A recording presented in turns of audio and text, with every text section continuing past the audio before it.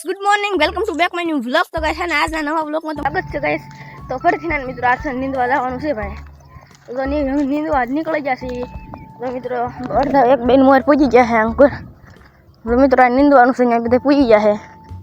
મિત્રો કપાસ આવડો થઈ ગયો એટલે હવે આમાં નીંદવું પડશે. ખડ થઈ ગયું મોટું એટલે હે ને આજે આપણે જવાનું છે નીંદવા. તો ત્યારે આપણે નીકળી જશે નીંદવા તરફ. આપણે જઈએ છીએ નીંદવા. આ તો ગાઈસ જો ફાઇનલી છે ને આપણે સાહ લઈને આવી જશે અડધે. તો મિત્રો અંકુર ફાઇનલ આપણે નીંદતા આવી છીએ ને સાહ લઈને આવી જશે અડધે.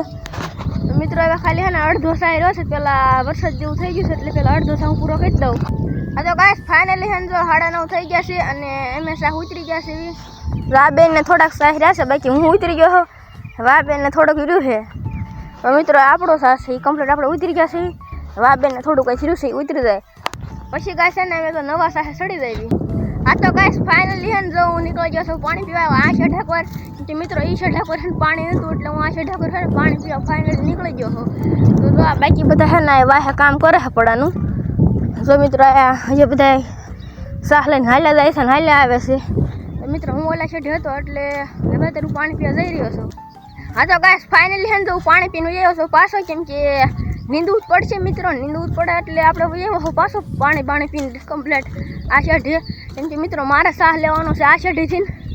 તો અત્યારે પહેલાં મળું નીંદવા અને પછી બપોરે એક સાહ પૂરો કરીને વયા જઈએ ખાવા જમવા. હા તો ગાઈસ ફાઇનલી કેટલા 12:30 જેવું થઈ ગયું છે ને